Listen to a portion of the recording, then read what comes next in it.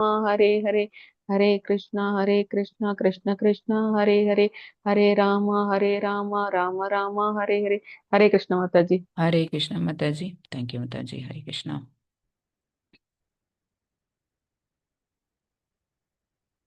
हरे कृष्णा माताजी, வாழ்க வளமுடன். हरे कृष्णा प्रभु जी। Thank you.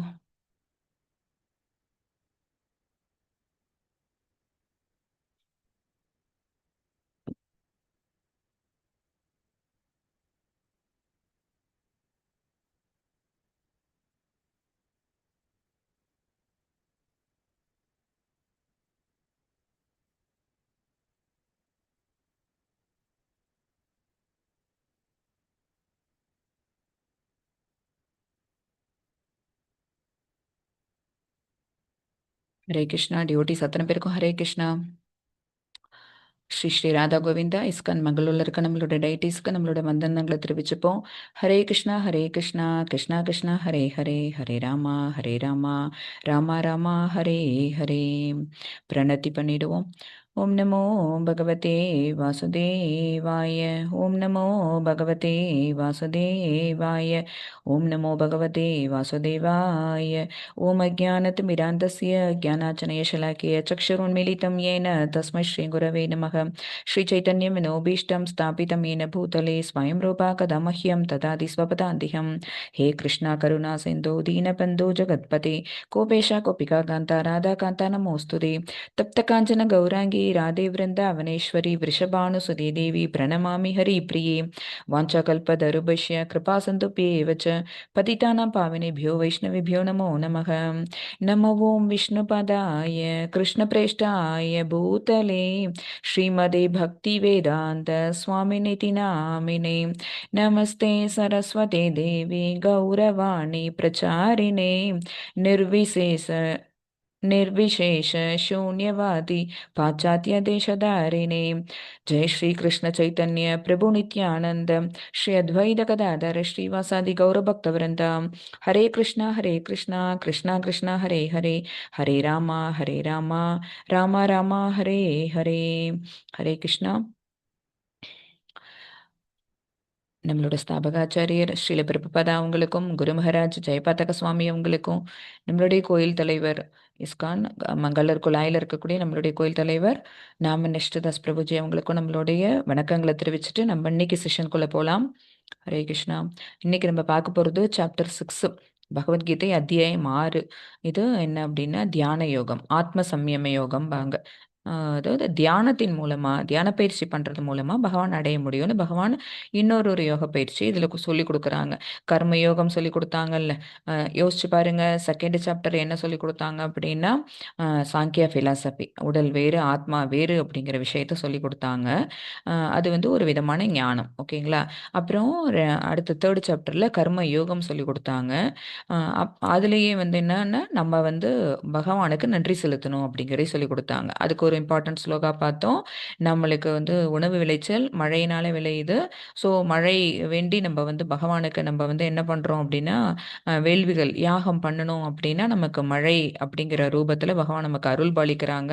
ஸோ தானிய விளைச்சல் கிடைக்கிது, அது மூலமாக நம்ம சாப்பாடு செய்கிறோம், அதை பகவானுக்கு அர்ப்பணிச்சுட்டு நம்ம சாப்பிட்றோம், பகவானுக்கு நம்ம நன்றியோடு இருக்கணும் அப்படிங்கிறது அந்த சாப்டரில் பார்த்தோம்.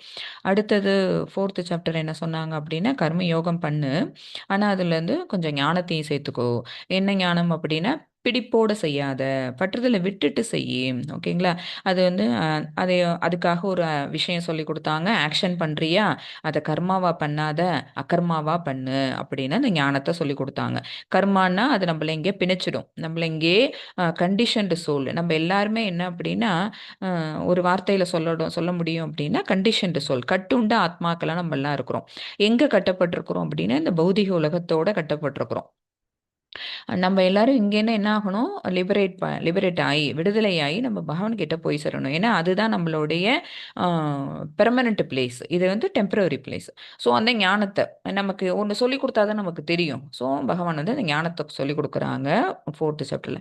ஃபிஃப்த்து சாப்டரில் நேற்று என்ன பார்த்தோம் அப்படின்னா அந்த மாதிரி கர்மா செய்கிறியா, என்ன நினச்சிக்கிட்டே செய்ய, அதாவது கிருஷ்ண உணர்வில் செயல்படுதல், கர்மயோகம் வித் கிருஷ்ணா கான்ஷியஸ்னஸ், அதை சொல்லி கொடுத்தாங்க. அது எப்படி அப்படின்னா நீ செய்கிற செயல் எதுவா இருந்தாலும் அதை எனக்கு அர்ப்பணிச்சுட்டு பண்ணு. சரியா? அதெல்லாம் சொல்லி கொடுத்தவங்க. அடுத்தது அப்படியெல்லாம் பண்ணணும், கர்ம யோகத்தை பண்ணணும்னாலே பகவான் அடையலாம். கர்ம யோகத்துல பகவானுடைய சிந்தனையை சேர்த்துக்கிட்டோம் அப்படின்னா அதுவும் என்ன பண்ணும், நம்மள முக்திக்கு கொண்டு போகும். ஏன்னா அர்ஜுனன் கேட்ட கேள்விக்கு எது சிறந்ததுன்னு 2 விஷயங்களை கம்பேர் பண்ணி கேட்டாங்கல்ல. செயலை துரத்தலா அல்லது செயல்படுதலா, எது சிறந்தது நிச்சயமாக நீ எனக்கு சொல்லு கிருஷ்ணா அப்படின்னு கேட்டதுக்கு, செயலை துறக்கிறது, அதாவது சந்நியாசம் போறதும் நல்லதுதான், ஆனா அதை விட சிறந்தது என்ன அப்படின்னா செயலை செய்தல், அதுவும் என்ன நினைச்சுக்கிட்டு, பகவானை நினைச்சிட்டு நம்ம செய்யறது, அது இன்னும் சிறந்தது. அதனால நீ உன்னுடைய ஆயுதங்களை எடுத்து நீ போரிடு அப்படின்னு அவங்களுக்கு அர்ஜுனனுக்கு உபதேசம் பண்றாங்க. இப்ப 6வது சாப்டர்ல இன்னும் கொஞ்சம் வித்தியாசமா வேற என்ன யோக பயிற்சி பண்றது மூலமா நம்ம வந்து பகவான் அடையலாம், அந்த மாதிரி அடைஞ்சவங்க இருக்காங்க அப்படின்னு பகவான் சொல்லுவாங்க. அது என்ன யோகம் அப்படின்னா தியான யோகம். அதாவது மனசை அடக்கணும், புலன்கள் அடக்கணும், உடல்ல இருக்கிற அத்தனை நம்மளோட சென்சுவல் ஆர்கன்ஸ் இருக்கு பார்த்தீங்களா, அத்தனையும் அடக்கணும். அப்படி அடக்கி நம்ம என்ன பண்ணணும், தியானம் பண்ணணும். அப்படி தியானம் பண்றது மூலமாகவும் நம்மளோட மனசுல பகவானை நிலைநிறுத்தலாம். நிலைநிறுத்தணுங்கிற அவசியம் இல்லை, பகவான் வந்து நமக்குள்ளே தான் இருக்கிறாங்க. அந்த நாலேஜை போன சாப்டர்ல தான் சொல்லி கொடுத்தாங்க. என்ன இருந்தது, இது உடல் மட்டும்தான். நமக்கு இவ்வளோ நாளாக பகவத்கீதை கிளாஸ்க்கு வர்றதுக்கு போன சண்டே வரைக்கும் நம்ம என்ன நினைச்சிட்டு இருந்தோம், உடல் உயிர் அப்படி நினைச்சிட்டு இருந்தோம். இந்த உடலுக்குள்ள இருக்கக்கூடிய உயிர் தான் என்ன, ஜீவாத்மா. அந்த ஜீவாத்மா யார்கிட்டேருந்து வந்தது, பகவான் கிட்டேருந்து வந்தது. அந்த விஷயத்த கத்துக்கிட்டோம். அப்புறம் ஜீவாத்மா மட்டும்தான் இருக்கிறாங்கன்னு நேத்து வரைக்கும் நினைச்சிட்டு இருந்தோம். இப்ப ஜீவாத்மாவோட பரமாத்மாவும் இருக்காங்க.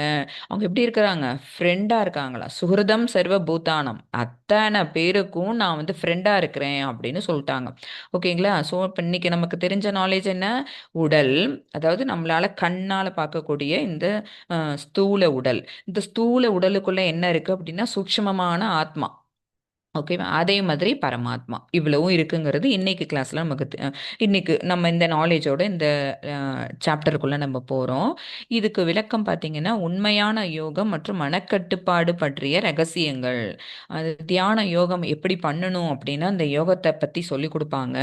அது என்ன பண்ணுமா, நம்மளுடைய மனசை கண்ட்ரோல் பண்ண வைக்கிறதுக்கான அத்தனை விஷயங்களும் அது கொடுக்கும். ஓகேங்களா? ஏன்னா அர்ஜுனன் இந்த 3rd 4th 5th சாப்டர்லலாம் மனசை கண்ட்ரோல் பண்றது அது கஷ்டமாச்சே அப்படிங்கிற மாதிரி ஃபீல் பண்ணாங்கல்ல. அதனால மனக்கட்டுப்பாடுக்கு என்னெல்லாம் பண்ணுனீங்கன்னா மனசை கட்டுப்படுத்த முடியும், அலைப்பாயாம ஒருநிலைப்படுத்த முடியும் அப்படிங்கிறது. நம்ம மெடிடேஷன், இப்போ இந்த நவீன யுகத்தில் கலியுகத்தில் நம்ம ஒரு வார்த்தை கேள்விப்பட்டிருப்போம், மெடிடேஷன். நான் ஒரு 10 மினிட்ஸ் மெடிடேஷன் பண்ணேன், எனக்கு மைண்டு அப்படி ரொம்ப பியூராக இருக்குது, என்னால் எல்லாத்துலேயும் கான்சன்ட்ரேட் பண்ண முடியுது. சில பேர் சொல்லுவாங்க பார்த்தீங்களா, அந்த மெடிடேட் பண்ணோம் அப்படின்னா என்ன ஆகும், மைண்டு ஃபோக்கஸ் ஆகும்.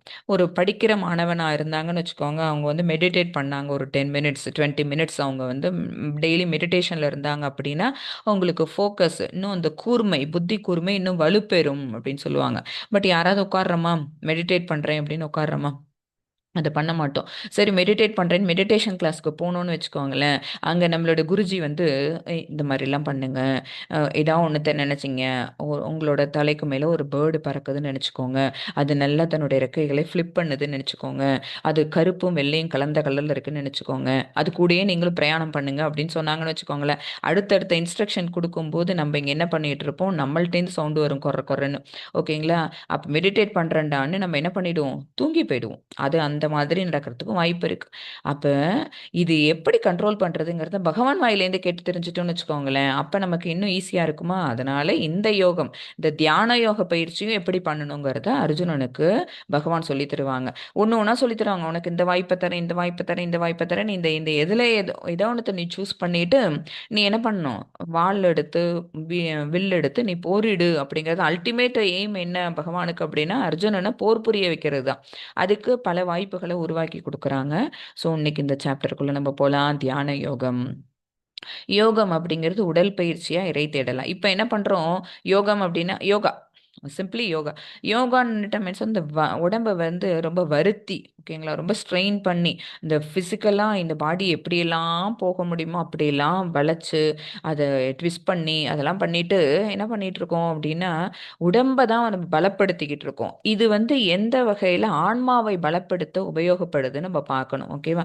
நவீன பார்வைக்கும் உண்மையான அர்த்தத்துக்கும் உள்ள வித்தியாசம் இங்கே போட்டிருக்காங்க பாருங்க. நவீன பார்வை என்ன அப்படின்னா வெறும் உடல் ஆரோக்கியத்திற்கான பயிற்சின்னு அந்த யோகாவை நினைக்கிறோம். ஓகேங்களா? யோகம் என்பது வெறும் உடல் ஆரோக்கியத்திற்கான பயிற்சி அல்ல. அது உடலை மட்டும் ஃபிட்டா வைக்காது. அது என்ன பண்ணணும்? மனசையும் சேர்த்து ஃபிட் ஆக்கணும். மனசை ஃபிட் ஆக்குறது என்ன மாத்தாச்சு அப்படின்னா மனசை வந்து அன்டிவியேட்டடா அன்அடல்ட்டடா ஒரு விஷயத்தை திங்க் பண்ணணும்னு வச்சுக்கோங்களேன், அந்த விஷயத்த மேலோடய நம்மளோட பார்வை இருந்துகிட்டே இருக்கணும்.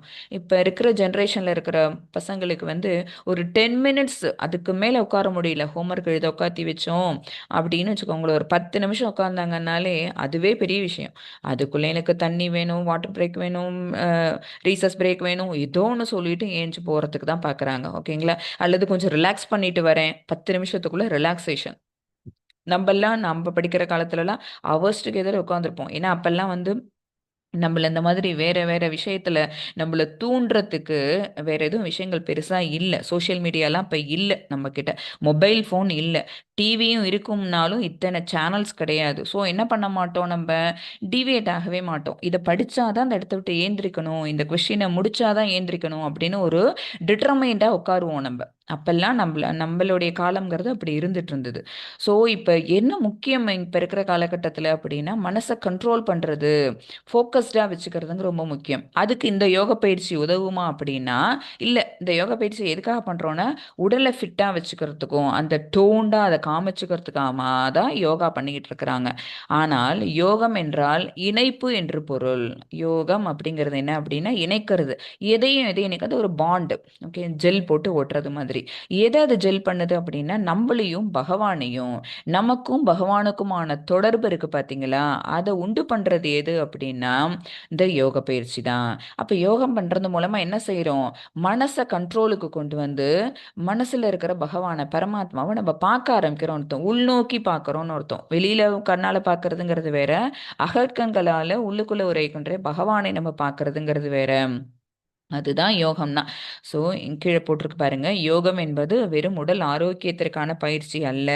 யோகம் என்றால் இணைப்பு என்று பொருள். அதாவது நம்மை இறைவனுடன் இணைக்கும் செயல்முறையே உண்மையான யோகம். ஓகேவா? இப்போ நம்ம கோவிலுக்கு போகிறோம் அப்படின்னா நம்ம வீட்டிலேருந்து நம்ம கோயிலுக்கு போகிறோம் அப்படின்னா அங்கே போய் யாரை பார்க்க போகிறோம்? பகவானை நம்ம சேவை பண்ண போகிறோம், பகவானை தரிசிக்க போகிறோம். பகவானை தரிசிக்கிறதுக்காக நம்மளுடைய கால்களை பயன்படுத்தி நம்மளோட உடல் அங்கங்களை பயன்படுத்தி நம்ம அங்கே போகிறோம். சரியா? அப்ப அந்த இடத்துல வந்து எது நம்மளையும் பகவானையும் சேர்க்குது அப்படின்னா அந்த உடல் சேர்க்குது.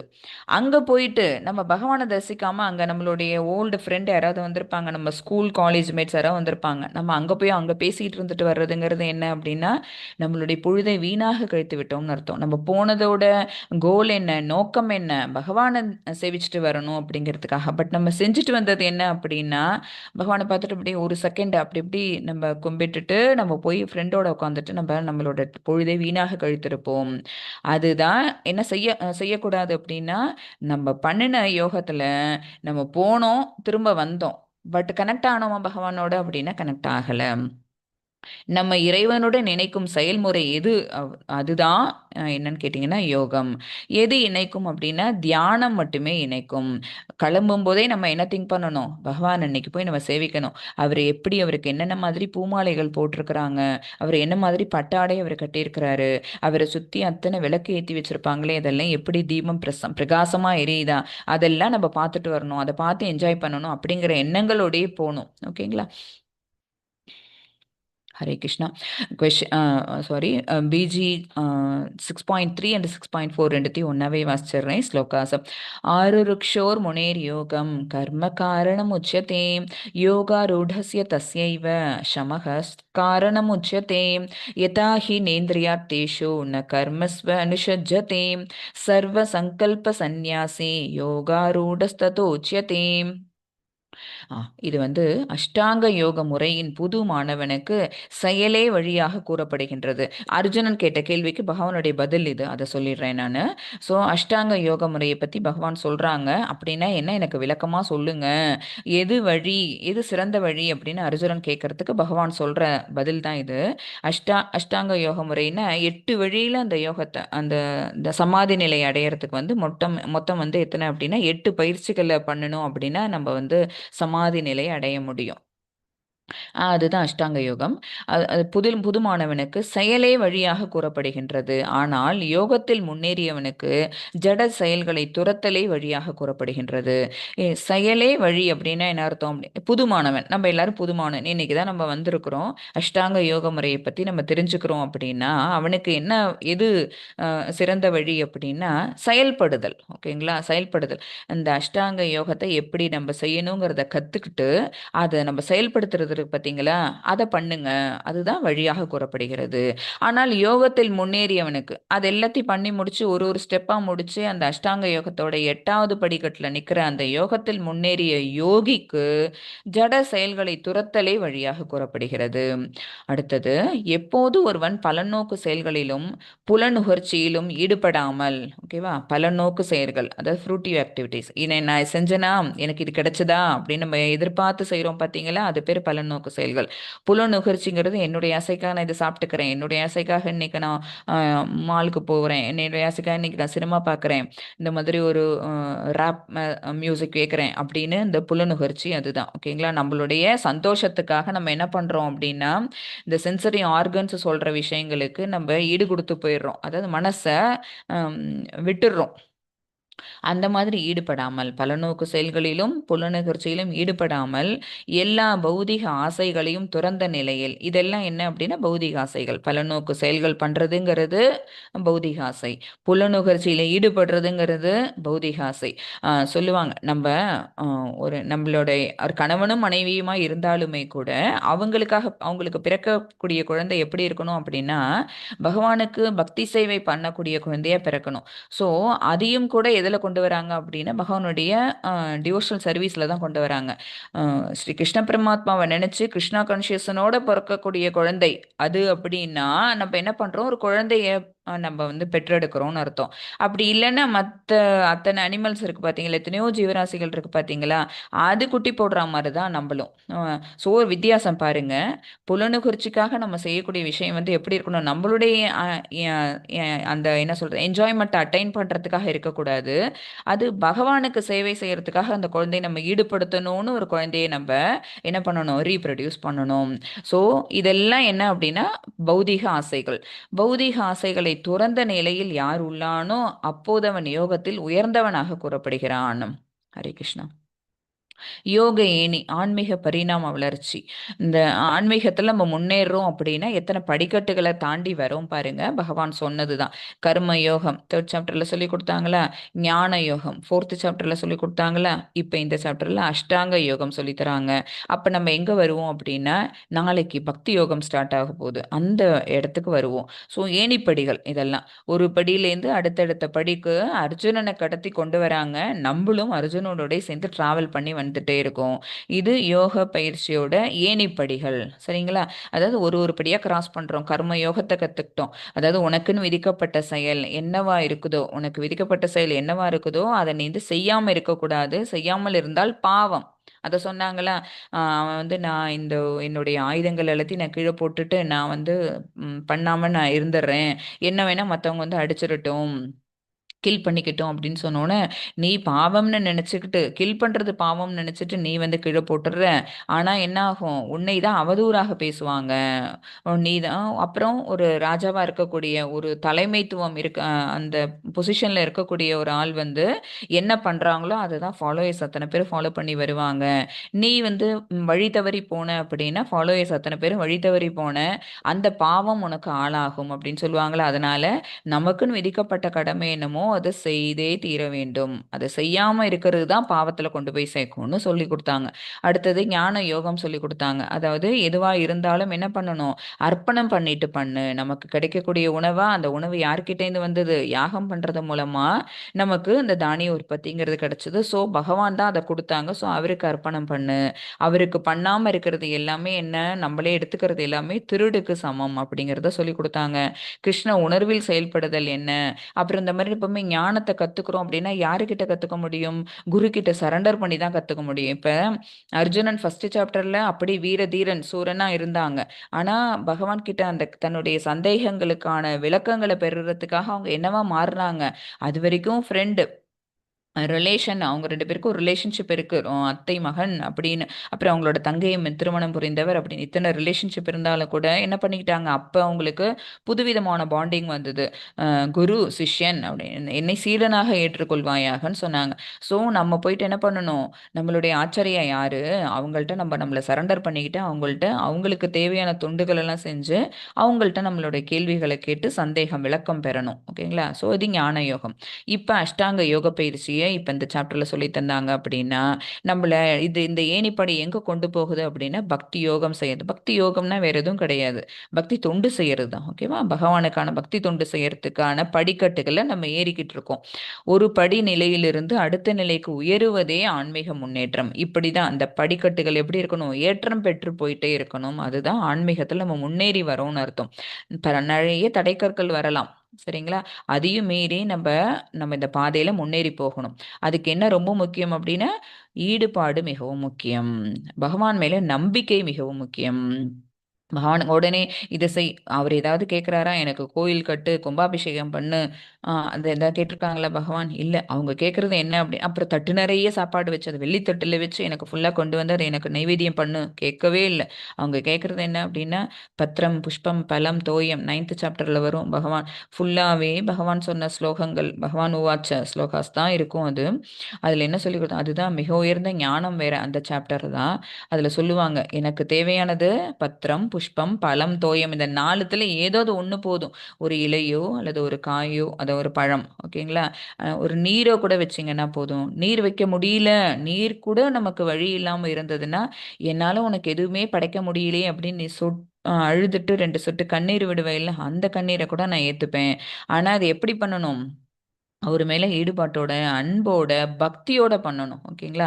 ஸோ இதுதான் பகவான் கேட்கறது. இந்த சேவை ஒன்று அவர் நம்ம நடத்தணும் அப்படின்னாலே பகவான் நம்ம கிட்ட ஓடி வருவாங்க. பிரியமான பக்தனாய் நீ ஆவாய்ன்னு சொல்லிட்டு அவங்க அஷூரன்ஸ் வேற கொடுப்பாங்க. ஸோ நம்ம எல்லாருமே என்ன பண்ணிட்டு இருக்கோம், இப்போ chapter by chapter day by டேவா பார்க்க பார்க்க ஆன்மீகத்தில் முன்னேறிட்டு இருக்கிறோம். அது உறுதி. அடுத்தது அஷ்டாங்க யோகம் அப்படின்னா என்னங்கிறது நமக்கு புரிஞ்சுதுன்னா தான் நம்ம இதில் எப்படி முன்னேறலாங்கிறத பார்க்க முடியும். 8 நிலைகள் இருக்குது. யமா நியமா, யமா நியமா 2. அது விதிகள். அதாவது இது எப்படி இருக்கணும் அப்படின்னா, நம்ம இந்த பௌதிக உலகத்தில் இருந்தாலும் நம்மளை நம்ம ஐசோலேட் பண்ணிக்கணும். வெள்ளை உடை அணியணும். அப்புறம் மற்ற சாதாரண கிரகஸ்தர்கள் இருக்கிற மாதிரி அந்த உணவு உடை உறைவிட பழக்கங்களை நம்ம வச்சுக்க கூடாது. ரொம்ப சிம்பிள் லைஃப் தான் அந்த இடத்துல நம்ம பண்ணி ஆகணும். அதிக நேர தூக்கம், அதிகமான உணவு உட்கொள்றது, ரொம்ப டேஸ்டியான ஃபுட் அப்படின்னு எடுத்து சாப்பிட்றது, அடுத்தவங்களை ஹெல்ப்புக்கு வச்சுக்கிறது, இந்த மாதிரி இருக்கிறதெல்லாம் என்ன, விதிகளுக்கு புறம்பானது. ஸோ இதெல்லாம் தான் சிம்பிளிஃபைடாக நம்மளோட லைஃப்பை சிம்பிளிஃபைடாக மாற்றிக்கணும். ஸோ அந்த விதிகளை நம்ம பின்பற்றணும். அதான் யமா நியமா. அடுத்தது ஆசனம், நம்ம எப்படி அமரணும். தியானம் பண்ண போகிறேன், நானும் யோகியாக போகிறேன் அப்படின்னு நான் இன்னைக்கு வீட்டிலேருந்து கிளம்புனேன்னு வச்சுக்கோங்களேன், என்னோட படிக்கட்டுகள் இப்படி தான் வரணும். நான் என்னை தனிமைப்படுத்திக்கணும். முடியுமா, நடக்குமா? மாமனார் மாமியாரே வாசல்ல நிற்பாங்க, எங்கே போயிட்டு விட்டு விட்டு கேட்பாங்களே. ஸோ இது எல்லாத்தையும் சொல்லிட்டு பகவான் கடைசியாக சொல்லுவாங்க, இது உன்னால் முடியாது, அதனால் நீ பக்தி யோகம் பண்ணு அப்படின்னு. பட் அப்படி இல்லைன்னாலும் இந்த மாதிரி ஒரு பயிற்சி ஒன்று இருக்குது, இதையும் சில பேர் பண்ணிட்டு இதுலேயும் வெற்றிகரமாக இருக்காங்கங்கிறத சொல்கிறதுக்காக இந்த சாப்டர். ஓகேங்களா. அதை நீங்கள் புரிஞ்சுக்கணும். அப்போ இதை நீ பண்ண வேண்டாம், இது பண்ணுறது கஷ்டம்னு பகவானே சொல்லிடுறாங்களே மத்தாச்சு, அப்புறம் எதுக்கு இதை சொல்லி கொடுத்தாங்க அப்படின்னா, நம்மலாம் +2 படிக்கும்போது அத்தனை சாப்டர்ஸ் படித்தோம் மேத்தமெட்டிக்ஸில். நான் நினச்சிப்பேன் கிளாஸ் எடுக்கும்போது, இத்தனை சாப்டர்ஸ் படித்தோமே ஃபிசிக்ஸில், கெமிஸ்ட்ரியில் அதெல்லாம் எது நம்ம வந்து நான் இப்போ எடுக்கிற என்னோட ப்ரொஃபஷனுக்கு யூஸ் ஆகுது அப்படின்னு பார்த்தீங்கன்னா அதில் நிறைய யூஸே ஆகாது. சரிங்களா? ஏன் அப்படின்னா நம்ம எடுத்துக்கிட்டு இருக்கிற ப்ரொஃபஷனுக்கு இது ஓகே, இதுதான் போதும், இதில் நம்ம வந்து நம்ம என்ன பண்ணிக்கணும், நம்மள இன்னும் கொஞ்சம் தகுதியானவர்களாக ஆக்கிக்கணும். நம்ம ஒரே ஒரு சப்ஜெக்ட்டுக்குள்ளே நம்ம ஃபோக்கஸ்டாக போயிடுறோம். பட் ஆனாலும் என்ன, இதை மட்டும் படிச்சுட்டு நம்மளால 10th 12th பாஸ் அவுட் ஆகி வர முடியுமா? நமக்கு விருப்பம் இருக்கோ இல்லையோ, நம்ம அடுத்தது தேர்ந்தெடுக்க போகிற கல்லூரி படிப்புக்கு இந்த பேப்பரெல்லாம் இருக்கோ இல்லையோ, ஆனாலும் கூட +2ல படிச்சே ஆகணும் அப்படிங்கிற ஒரு கம்பல்ஷன் இருக்குது பார்த்தீங்களா? அந்த பேப்பரை எழுதியே ஆகணும், பாஸ் பண்ணியே ஆகணும், அதுலேயும் இவ்வளோ கட் ஆஃப் வாங்கணும், அப்போ தான் நல்ல காலேஜில் நல்ல சீட்டு கிடைக்கும். இத்தனை விஷயங்கள் இருக்குது. நம்ம அது எல்லாத்துக்கும் என்ன பண்ணி ஆகணும், நம்ம எழுதி தான் ஆகணும். இது வந்து கட்டமைப்பு, சமூக கட்டமைப்பு அந்த மாதிரி தான். அடுத்தது ஆசனம் என்ன அப்படின்னு பார்த்தீங்கன்னா, ஓரளவுக்கு மற்றவர்கள் உட்கார்றத விட கொஞ்சம் உயர்ந்த இடத்துல தான் அவங்க ஆசனம் போட்டுக்கணும். அப்புறம் சுத்தமான இடத்துல ஆசனம் போட்டுக்கணும். புல் தரையில் புல் பரப்பி அது மேலே வந்து மான் தோல், புலித்தோல், இப்போ அதெல்லாம் வாய்ப்பு கிடையாது. ஒரு மிருதுவான துணியை போட்டு, சுத்தமான துணியை போட்டு அது மேலே உட்காரணும். மனசை நிலைநிறுத்தணும். அடுத்தது பிராணாயாமம். மனசை நிலைநிறுத்துறதுக்கு முதல்ல நம்மளுடைய மூச்சை கண்ட்ரோல் பண்ணணும்பாங்க. மூச்சு பயிற்சி பண்ணுறது, உள் மூச்சு வெளி மூச்சு, அதுக்கெல்லாம் இவ்வளோ நம்பர்ஸ் இவ்வளோ கவுண்ட்டுன்னு இருக்குது. இது எல்லாத்தையும் பற்றி எக்ஸ்பிளைன்டாக எதில் படிப்பீங்கன்னா லெவல் 2 வரும்போது படிப்பீங்க. இப்போ நான் ஜஸ்ட்டு ஒரு உங்களுக்கு சின்னதாக ஒரு கிளான்ஸ் மட்டும் கொடுக்குறேன் எல்லாத்தையும். ஸோ உள்மூச்சு வெளிமூச்சு அதெல்லாம் நம்ம பண்ணுறோம் அப்படின்னா நம்மளுடைய சுவாசத்தை நம்ம ஃபஸ்ட் என்ன பண்ணுறோம், கண்ட்ரோல் பண்ணுறோம். அடுத்தது பிரத்யாகாரம், புலனொடுக்கம். கண்ணு காது மூக்கு எல்லாத்தையும் மூடிக்கணும். ஓகேங்களா? போயிட்டு நம்ம உட்காந்துட்டு யார் வீட்லேருந்தாவது நல்ல சாம்பார் வைக்கிற ஸ்மெல் வந்ததுன்னு வச்சுக்கோங்களேன், உடனே ஆஹா அவங்க வீட்டில் சாம்பார் வைக்கிறாங்களே, நமக்கு பிடிச்சதாச்சு, இந்த மாதிரி நமக்கு பொரியல் ஸ்மெல் வருதே அப்படின்னு நினச்சோன்னு வச்சுக்கோங்களேன், அது என்ன, இந்த புலனை நம்ம அடக்கவே இல்லைன்னு அர்த்தம். ஸோ அதுக்கு என்ன போட்டிருக்காங்க பாருங்க, அங்கே ஆமை போட்டிருக்காங்க. ஆமை எப்படி புலனொடுக்கத்துக்கு எவ்ரி சாப்டரில் இது வருது. புலனொடுக்கத்துக்கு எக்ஸாம்பிளாக எது வரும் அப்படின்னா ஆமை எப்படி தன்னை வந்து ஓட்டுக்குள்ளே சுருக்கிக்குதோ அந்த மாதிரி நம்ம என்ன பண்ணிக்கணும், நம்மளுக்குள்ளே நம்மளை வந்து அரெஸ்ட் பண்ணி வச்சுக்கணும். எந்த சென்சரி ஆர்கன்ஸ், எந்த சென்சரி மெட்டீரியல்ஸுக்கு நோக்கி திரும்பி போயிடாமல் நம்ம எல்லாத்தையும் கண்ட்ரோல் பண்ணி வைக்கணும். அது மனக்கட்டுப்பாடு அங்கே முக்கியம். அடுத்தது தாரணை, கவனம். என்ன, நம்ம இத்தனை சுவாசத்தை கண்ட்ரோல் பண்ணிட்டோம், அடுத்தது நம்மளோட அந்த ஆர்கன்ஸ் எல்லாத்தையும், சென்சரி ஆர்கன்ஸ் எல்லாத்தையும் நம்ம கண்ட்ரோல் பண்ணிட்டோம் அப்படின்னா அந்த கண்ட்ரோல் வந்து நம்மளை மீறி போகிறதுக்கும் வாய்ப்பு இருக்குது. ஸோ கவனம் வேணும், ஃபோக்கஸ் வேணும். நம்ம இதெல்லாம் பண்ணாமல் இருக்கோமா அப்படின்னு சொல்லிட்டு நம்மளே கவனமாக ஆராய்ச்சி பண்ணி நம்மளோட மனசுக்குள்ளே இருக்கிற பகவானை நிலைநிறுத்த பார்க்கணும். எப்படி நிலைநிறுத்துவோம் அப்படின்னா தியானம் பண்ணுறது மூலமாக. அந்த பொசிஷன் பாருங்கள், கண் மூடி, காதுகளை காதுகள் திறந்திருந்தாலும் காதுகளோட அந்த செவி திறன் அப்படிங்கிறது இருக்குது பார்த்தீங்களா, கேட்கும் திறன், அதை அடைச்சிட்டு நம்ம என்ன பண்ணணும் அப்படின்னா எல்லாமே மனசால தான். ஓகேங்களா? மனசாலே நம்ம எல்லாத்தையும் க்ளோஸ் பண்ணிட்டு நம்ம தியானத்தில் இன்னும் ஆழ்ந்து உள்ளார போக ஆரம்பிக்கணும்.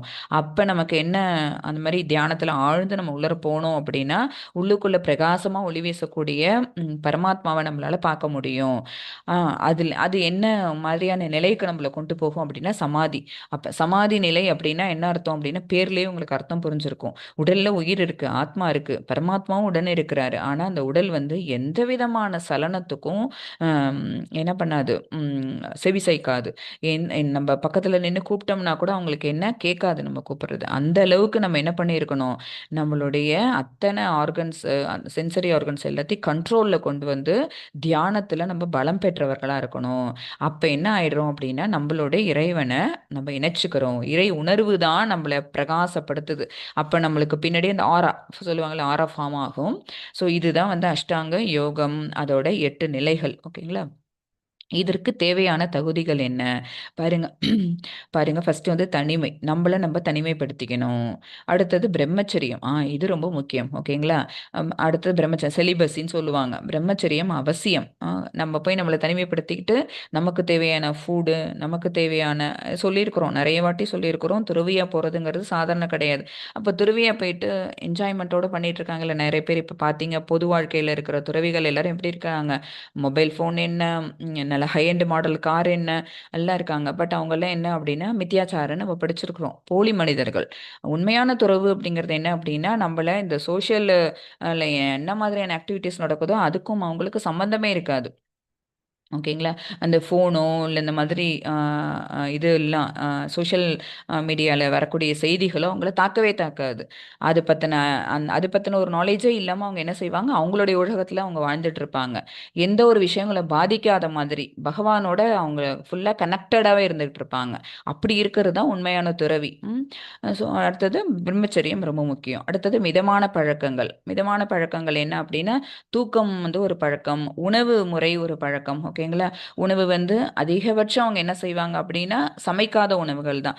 ஆம், பழங்கள் இதெல்லாம் தான் எடுத்துப்பாங்க. கிழங்குகள், அப்புறம் கீரைகள், இந்த மாதிரி ஃபுல் பியோர் வெஜிடேரியன். நம்ம இஸ்கான் அப்படின்னாலே நம்ம என்ன அப்படின்னா பியோர் வெஜ் தான். அதை பற்றி மட்டுமே நம்ம பேச முடியும். ஸோ பேசுகிறோம். அப்போ என்ன ஆகுது, அவங்களுக்கு தேவையான உணவை அவங்களே தான் தேடி கண்டுபிடிச்சிக்கணும். அப்புறம் கிடைக்கிற உணவை அவங்க தான் வந்து இதுவாகவும் அதை மாட்ரேட்டாகவும் சாப்பிட்டுக்கணும். நிறைய ஃப்ரூட்ஸ் இன்னைக்கு கிடச்சிருச்சுன்னு சொல்லிட்டு எல்லாத்தையும் இன்னைக்கு சாப்பிட்டோம்னா அடுத்து தூக்கம் தான் வரும். தியானத்துக்கு எங்கே போகிறது? ஸோ மிதமான உணவு பழக்கமும் மிதமான தூக்கமும் ரொம்ப முக்கியம். மாட்ரேட்டடாக அதை அவங்க வந்து செட் பண்ணிப்பாங்க. அப்புறம் பயமின்மை. எதுக்கு பயம் இல்லாமல் இருக்கணும்? நம்மளுடைய வாழ்க்கையை நம்மளே பார்த்துக்கணுமே. வீடு அப்படின்னா இதை எடுக்க ஒரு ஆள், அதை கொடுக்க ஒரு ஆள், அப்படிலாம் நம்ம வச்சுருப்போம் வீட்டில். கமாண்ட் பண்ணியே வழக்கமானவர்கள் நம்ம. அங்கே வந்து நம்மளுடைய வாழ்க்கையை நம்ம தான் பார்த்துக்கணும். நம்ம உடலை நம்ம தான் பார்த்துக்கணும். ஓகேங்களா? அப்போ வேற யாராவது வந்து நம்மளை தாக்கிடுவாங்களோ, வேற ஏதாவது ஒரு மிருகங்களால் நமக்கு தாக்குதல் அப்படிங்கிறது நடந்துருமோ, உயிர் பயம் ஒன்று. அது என்ன எல்லாத்தையும் விட்டுட்டு போகிறதுனால அவங்களுக்கு அது மேலே அந்த பயம் இருக்காது. ஆனாலும் கூட தன்னுடைய உடைமைகள் ஏதோ ரெண்டு வச்சுருப்பாங்கல்ல, அப்புறம் பகவானுக்கு சேவை பண்ணுறதுக்காக, பூஜை பண்ணுறதுக்காக அவங்க சேகரித்து வச்சுருக்கக்கூடியது எல்லாமேனா அவங்களுடைய பாதுகாப்பில் தான் இருக்கணும். ஓகேங்களா? ஸோ அதை பற்றின எந்த பயமும் இல்லாமல் அவங்க என்ன பண்ணுவாங்க, இந்த தகுதிகளை வளர்த்துக்கிட்டு இருந்தாங்கன்னா அவங்களால ஒரு சிறந்த துறவியாக ஆக முடியும். இது வந்து நகர வாழ்க்கையில் சாத்தியமா அப்படின்னு பார்க்கணும். இப்போ நான் போனேன் அப்படின்னா நான் சொன்னேன், நம்மளோட வீட்டில் இருக்கிற நம்மளோட இன்லாஸோ நம்மளோட வீட்டு பெரியவர்களே என்ன செய்வாங்க, இதெல்லாம் நீ போனீன்னா யாரு உன்னோட லைஃப்பை பார்க்கறது, உன்னோட ப்ரெசன்ஸ் இல்லாமல் எப்படி வீடு நடக்கும் கேட்பாங்களா? நீங்கள் கிளம்புனாலும் கேட்பாங்க, நான் கிளம்புனாலும் கேட்பாங்க. ஸோ இது வந்து இந்த கலியுகத்தில் இது பகவான் சொன்ன போது இது சாத்தியமாக இருந்திருக்கலாம். பட் இப்போ அது சாத்தியப்படாது. அதனால நம்ம இப்போ பகவான் சொன்னதை நம்ம எப்படி எடுத்துக்கணும் அப்படின்னா, தியானம் பண்ணலாம், சமாதி நிலையில போகலாம். பட் அதெல்லாம் நம்மளால என்ன பண்ணணும், வீட்டில் இருந்துக்கிட்டே தான். துறவரம் போகிறேன்னு சொல்லிட்டு இமயமலைக்கோ காட்டுக்கோ போய் உட்கார்றதுங்கிறது இந்த நகர வாழ்க்கையில் சாத்தியப்படாது. ஏன்னா நமக்கு விதிக்கப்பட்டிருக்கிற அந்த லைஃப் ஸ்பேனே எவ்வளோ அப்படின்னா 100 இயர்ஸ். அந்த 100 இயர்ஸில் நம்ம வந்து முதல்ல பிரம்மச்சரியத்தை 25 வருஷம் இருந்தாகணும், அப்புறம் வந்து கிரகஸ்தனா 25 இயர்ஸ் இருந்தாகணும், அப்புறம் வானப்பிரஸ்தனா 25 இயர்ஸ், கடைசியாக தான் துறவி 75 இயர்ஸ்க்கு இங்கே நிறைய பேர் இருக்கிறது கிடையாது. ஓகேங்களா? ஸோ அப்போ நம்ம வந்து லாஸ்ட்டு தான் அந்த சந்நியாசம் வருது. ஆனால் நான் இப்போ நகர வாழ்க்கையில் இதை எப்படி மாதாஜி சாத்தியப்படுத்துறது, நம்ம இருக்கிற இடத்துலையே இந்த தியானத்தை எப்படி பண்ணுறது அப்படின்னா, அவங்க அங்கே போய் தன்னை தனிமைப்படுத்திட்டு என்ன பண்ணுறாங்க, பகவானை பார்க்குறாங்க. நம்ம அதை இங்கே இருந்துகிட்டே நம்மளால பகவானை பார்க்க முடியும் அப்படிங்கிற வழிமுறையை இப்போ சொல்லி தருவாங்க. ஹரே கிருஷ்ணா. 6.33 அர்ஜுன உவாச்ச योऽयं योगस्त्वया प्रोक्तः साम्येन मधुसूदन एतस्याहं न पश्यामि चञ्चलत्वात् स्थितिं स्थिराम्. 6.34 चञ्चलं हि मनः कृष्ण प्रमाति बलवदृढं तस्याहं निग्रहं मन्ये वायोरिव सुदुष्करम्. அர்ஜுனன் கேட்குறாங்க ரெண்டுமே. அர்ஜுன வாச்ச ஸ்லோகாஸ்.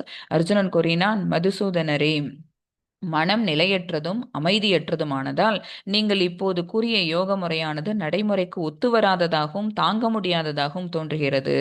பாருங்க, அப்பவே துவாபர யுகத்திலேயே அர்ஜுனர் இருந்த காலகட்டத்திலேயே 1000 வருடங்கள் அவங்களுடைய வாழ்நாள் இருக்கும்போதே அவங்க சொல்லிட்டாங்க, என்ன, நீங்கள் இப்போது கூறிய யோக முறையானது நடைமுறைக்கு ஒத்து வராதது. பகவான் சொன்ன இந்த விஷயங்கள் வந்து யாராலையும் ஏற்று செய்ய முடியாததா இருக்குதே, தாங்க முடியாததா இருக்குதே, இவ்வளோலாம் பண்ண முடியுமா அப்படிங்கிற ஒரு சந்தேகம் அர்ஜுனனுக்கு வந்ததுனால, அந்த சந்தேகத்துக்கு மெயின் விஷயம் என்ன அப்படின்னா மனசு நிலையற்றது, அப்புறம் அமைதியற்றது. அதனால இது தாங்க முடியாததா எனக்கு தோணுது கிருஷ்ணா. மனம் அமைதியற்றும் குழப்பம் நிறைந்ததும் அடங்காததும் சக்தி மிகுந்ததும் ஆயிற்றே. மனசோட குவாலிட்டிஸ் பாருங்க, அது அமைதியற்றது, அப்புறம் குழப்பம் நிறைந்தது. இதுவா அதுவா, இங்கேயா அங்கேயா, ஒரு செகண்டுக்குள்ள நம்ம வந்து என்ன பண்ணிக்கிட்டே இருப்போம், நம்மளோட மனசை வந்து குழப்பிட்டே இருப்போம். மனசுங்கிறது நம்மளை வந்து குழப்பிட்டே இருக்கும், ஒரு முடிவு எடுக்கவே விடாது. அப்புறம் அடங்காதது. அடக்கி நம்ம இத தான் பார்க்கணும். சொல்லுவாங்கல்ல, மருந்து குடிக்கும்போது ஏன் சொல்லுவாங்க தெரியாது. நான் சின்ன பிள்ளையா இருக்கும்போது எங்க பாட்டி சொல்லுவாங்க, "மருந்து சாப்பிடுறியா? அப்ப குரங்க நினைக்காத" அப்படிம்பாங்க. கரெக்ட்டா மாத்திரை சாப்பிடும்போது தான் என்ன வரும்? குரங்கு ஞாபகத்துக்கு வரும். தன்வந்திரிய நினைச்சுக்கோ, தன்வந்திரி தன்வந்திரின்னு 3 தடவ சொல்லிட்டு மாத்திரை அ போட்டுக்கோ அப்படிம்பாங்க. பட் தன்வந்திரி ஞாபகம் வராங்களோ இல்லையோ, குரங்கு ஞாபகம் வரும். ஸோ அது என்ன பண்ணும்? இத செய்யாதன்னு சொல்லும்போது தான் மனசு செய்யும். அடங்காதது, சக்தி மிகுந்தது. வீசும் காற்றை அடக்குவதை விட மனதை அடக்குவது கடினமானதாக எனக்கு தோன்றுகிறது. இந்த இந்த வீசும் காற்றை அடக்குவது அப்படிங்கிறது நேத்து நம்ம பார்த்தோம். அந்த ஒரு ஸ்லைடு ஒண்ணு பார்த்தோம்.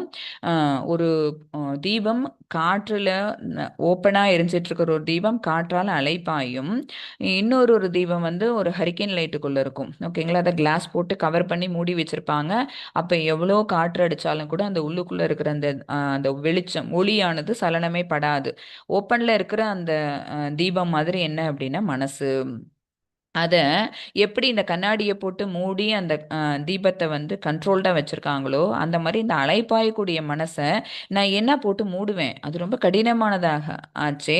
அது எனக்கு அப்படிதானே தோணுது. ஏன்னா அர்ஜுனனுக்கே என்ன ஆச்சு அப்படின்னா, இந்த இந்த அ இந்த 2த்துக்கும் நடுவுல தானே குழப்பம் இருந்தது. நான் செய்யறது வந்து தர்மமா? நான் செய்யறது சரியா? தவறா? அப்படிங்கிற குழப்பம் தானே 5வது தடையா அவங்க வச்சாங்க. அதனால சொல்றாங்க, "எனக்கு இப்படித்தானே இருக்கு. கடினமா இருக்கே! ஸோ இந்த வழிமுறைய நீங்க சொல்லி தரீங்களே கிருஷ்ணா" அப்படின்னு கேட்குறாங்க அர்ஜுனன். அப்ப பகவான் அதுக்கு பதில் சொல்லுவாங்க. அடுத்த ஸ்லோகா. இப்ப இந்த இடத்துல வந்து மனம் வந்து அத அடக்குவது சிரமம் அப்படிங்கிறதுக்கு உங்களுக்கு நான் ஒரு குட்டி கதை சொல்றேன்.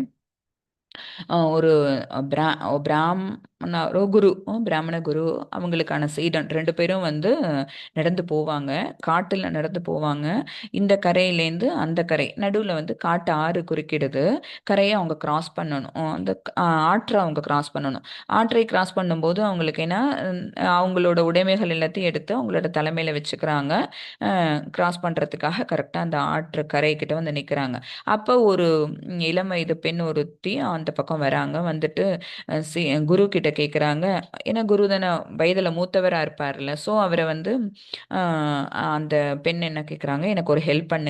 நான் வந்து இந்த காட்டு ஆற்ற கடந்து போகணும்.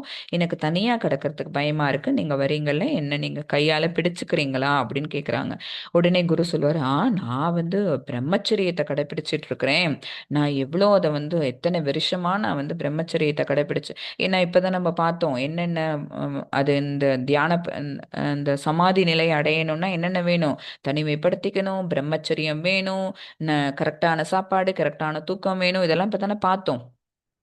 ஸோ அவரு சொல்றாரு, "நான் எவ்வளவோ வருஷமா நான் வந்து செலிபஸி நான் வந்து ஃபாலோ பண்ணிட்டுருக்கிறேன். நீ வந்து அ இளம் வயது பெண்ணா இருக்கிற, உன்ன வந்து கைப்புடிச்சு கூட்டிட்டு போணும்னு சொல்றியே, என்னாலலாம் ஆகாது." அப்படின்னு சொல்றாரு. அ இந்த சீடன் இருக்கான் பார்த்தீங்களா, அவன் என்ன பண்றான், உடனே வாம்மா நான் உன்ன கூட்டிட்டு போறேன்னு சொல்லிட்டு அந்த பெண்ண வந்து கையால பிடிச்சுக்கிறாங்க. பிடிச்சோனே அ இவருக்கு குருவுக்கு கோவமா வருது. ஆனா அந்த பெண் இருக்கிற டயத்துல சீடன வந்து திட்ட முடியுமா? சீடன திட்டுனா, அப்ப அந்த பெண் என்ன நினைப்பா, "ஓ! குரு வேணான்னு சொல்றாரு. ஆனாலும் சீடன் கூட்டிட்டு வராங்க. அப்ப குருவ மதிக்காத சீடனா இருக்கிறாங்க.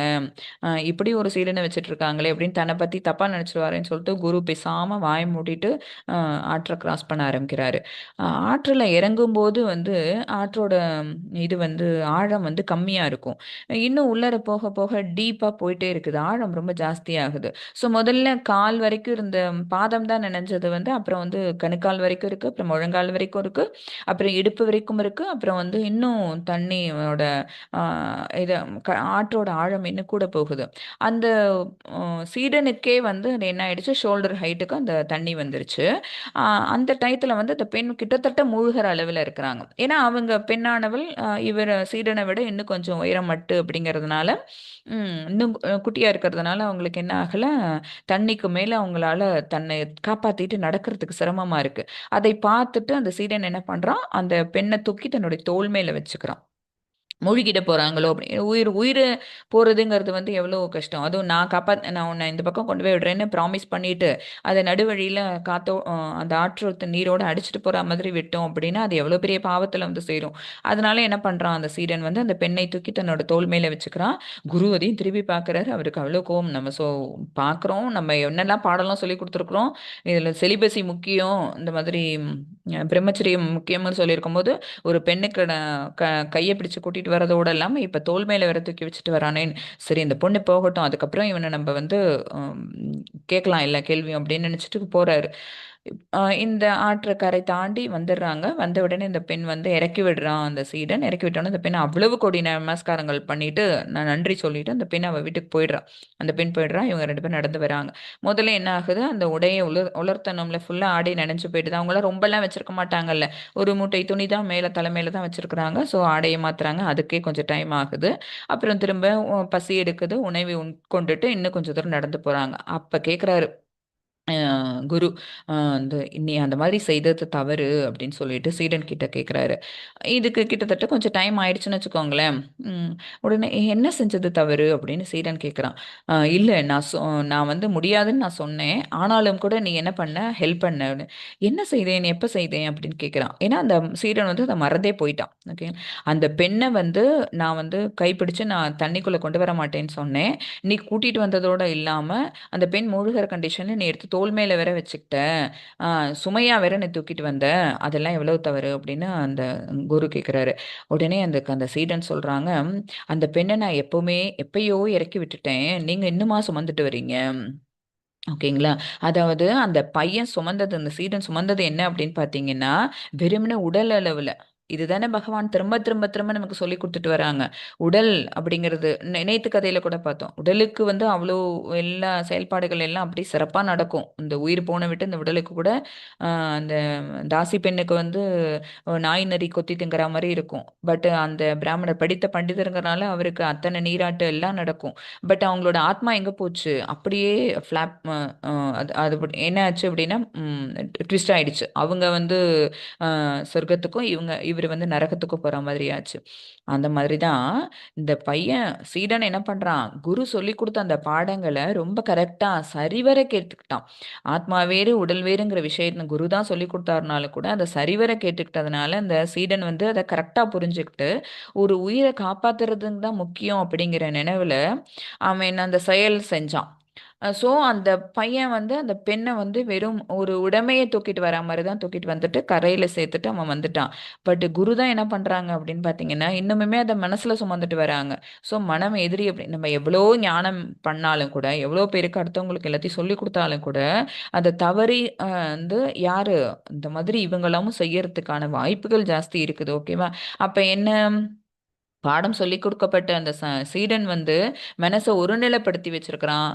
பட் குருவால முடியல. ஓகேங்களா? அப்ப மனசை அடக்கிறதுங்கிறது எவ்வளவு கடினம் அப்படிங்கிறதுக்காக நான் அந்த கதையை உங்கள்கிட்ட சொன்னேன். அப்படிதான் வியாசரும் அவரோட மகனான ஆம், ஹரே கிருஷ்ணா, சுகபிரம்மம் அவங்களும் போவாங்க. சுகபிரம்மம் வியாசர் போகும்போது கரையில குளிச்சிட்டு இருக்கிற பெண்கள் எல்லாரும் சட்டுன்னு ஆடை எடுத்து தன்னை போத்திப்பாங்க. சுகபிரம்மம் அவங்க போகும்போது பெண்கள் எல்லாரும் எப்படி குளிச்சிட்டு இருக்காங்களோ அதே மாதிரி இருப்பாங்க.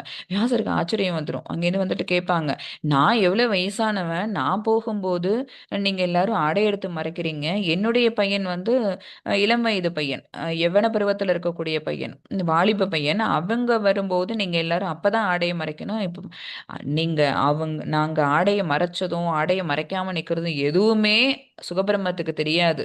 ஏன்னா அவர் முற்றும் துறந்த ஞானி. ஓகேவா? ஆனா உங்களுக்கு வந்து நாங்க எப்படி குளிச்சுட்டு இருந்தோம், அப்புறம் நாங்க ஆடை எடுத்து மறைச்சோம் அப்படிங்கிறதெல்லாம் உங்களுக்கு தெரியுது. அப்ப ஏஜோ, அந்த எக்ஸ்பீரியன்ஸோ அதெல்லாம் டசன்ட் மேட்டர் இங்க. என்ன விஷயம் இருக்கு? அந்த கருத்தை உள்வாங்கிக்கிறதுல தான் இருக்குது. அந்த உள்வாங்கிக்கிட்டு மனசை கண்ட்ரோல்டா வச்சுக்கிறதுல தான் இருக்கு.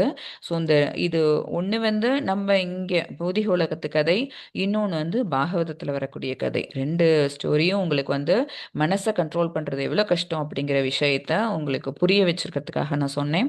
ஹரே கிருஷ்ணா. அர்ஜுனனின் சந்தேகம் என்ன சந்தேகம் வந்துருச்சு? இது சாத்தியமற்றதாச்சே. மனம் பாருங்க, அப்படியே காத்துல குதிரை பறந்து போற மாதிரி என்ன ஆகுது? இந்த மனசுங்கிறது குதிரை வேகத்துல, காற்று வேகத்துல அது பாட்டுக்கு அலை பாயும். இங்க இருக்கிற நம்ம எங்கெங்கயோ திங்க் பண்ணுவோம். உடல் தான் இங்க இருக்கும், மனசு மட்டும் வேற எங்கெங்கயோ யாரையோ நினைக்கும், ஏதேதோ விஷயங்களை பத்தி நினைக்கும். சஞ்சலம் ஹி மனஹ கிருஷ்ண. கிருஷ்ணா, மனம் அமைதியற்றது, குழப்பமானது, அடம் பிடிக்கக்கூடியது மற்றும் மிகவும் வலிமையானது. காற்றை அடக்குவதை விட மனதை அடக்குவது கடினமானது அப்படின்னு அர்ஜுனன் வந்து இந்த 2 ஸ்லோகா மூலமா சொல்றாங்க இது சாத்தியமற்றதுன்னு. இப்ப பகவான் அதுக்கு பதில் சொல்றாங்க. 6.35 ஸ்ரீ பகவானுவாச்ச அசம்சய மகாபாகோ. ஆமா, அது வந்து அடக்கிறது கஷ்டம். அசம்சயம் மகாபாகோன்னா மகாவீரனே அப்படின்னு வந்து அர்ஜுனனை கால் பண்றாங்க. மனோதுர் நிகிரகம் சலம் அபியாசேன து கௌந்தேய வைராக்கியேன ச கிருஹ்யதே. வைராக்கியம் இருந்ததுனாலும் அபியாசம் பண்ணோம்னாலும் நிச்சயமா அந்த மனசை அடக்கலாம். 2 விஷயங்களை சொல்லித்தராங்க. பகவான் ஸ்ரீ கிருஷ்ணர் கூறினார், பலம் பொருந்திய புயங்களை உடைய குந்தியின் மகனே. மகாபாகோ அப்படின்னா பலம் பொருந்திய புயங்கள், ஷோல்டர்ஸ். ஓகேங்களா? வலிவான அந்த புஜங்களை உடைய கிருஷ்ணா, சாரி அர்ஜுனா. கௌந்தேய அப்படின்னா குந்தியின் மகனே. அமைதியற்ற மனதை அடக்குவது சந்தேகமின்றி மிகவும் கடினமே. மனதை அடக்கிறதுங்கிறது நீ சொன்ன மாதிரி நிச்சயமா அது கஷ்டமான விஷயம்தான், மிகவும் கடினம். ஆனால் தகுந்த பயிற்சியினாலும் பற்றின்மையாலும் அது சாத்தியமாகும். அபியாசம் வைராக்கியம். அபியாசம் அப்படின்னா தகுந்த பயிற்சின்னு அர்த்தம். வைராக்கியம் அப்படின்னா பற்றின்மை. பற்றின்மை வந்து இங்கே இருக்கக்கூடிய பௌதிக உலகத்து விஷயங்கள் மேலே நம்ம பற்று இல்லாமல் இருக்கணும். அல்லது பற்று வைக்கலாம். யார் மேலேனா பகவான் மேலே பற்று வைக்கலாம். ஓகேங்களா? இதை விட்டுட்டு பகவானை பிடிக்கணும். இது இருந்தது அப்படின்னா இது சாத்தியப்படும். மனசை கண்ட்ரோல் பண்ணுறதுங்கிறது சாத்தியப்படும்னு பகவான் வந்து பதில் சொல்கிறாங்க. கிருஷ்ணரின் பதில் பாருங்க. அபியாசம் பிராக்டிஸ், இன்னொன்று வைராக்கியம் டிட்டாச்மெண்ட். கிருஷ்ணர் ஒப்புக்கொள்கிறார், ஆம் மனதை அடக்குவது கடினமே, ஆனால் இவ்விரண்டு வழிகளில் அது சாத்தியம். ப்ராக்டிஸ் பண்ண பண்ண பண்ண பண்ண நம்மளால என்ன பண்ண முடியும்? அந்த வழியில நம்மளால போக முடியும். மூச்சு பயிற்சிங்கிறது ஆரம்பத்தில் கஷ்டமா இருக்கு. இந்த மாதிரி நம்ம பிராணாயாமம் பண்றது, மெடிடேஷன் பண்றது அப்படிங்கிறது தொடக்க கட்டத்தில். ஓகேங்களா? நம்மலாம் ஸ்கூல்ல கொண்டு போய் போடும்போது ஏபிசிடி எழுதுறதுக்கோ ஆனா ஆவண்ணா அப்படின்னு எழுதுறதுக்கோ அவ்வளோ சிரமப்பட்டிருப்போம். எங்கள் அம்மா சொல்லுவாங்க, எங்கள் அண்ணன் ஆவ அப்படியே லிட்ரலாக திருப்பி எழுதுவாங்களாம். கண்ணாடியில் ஆவை பார்த்தா அதோட பிம்பம் எப்படி தெரியும், அந்த மாதிரி ரொம்ப அழகாக எழுதுவாங்களாம். ஆவை இப்படி போடுறதுக்கு பதிலாக இப்படி தலைகீழ போடுவாங்களாம், ஆனால் அவ்வளோ அழகாக போடுவாங்களாம். அது தவறு. ஓகேங்களா?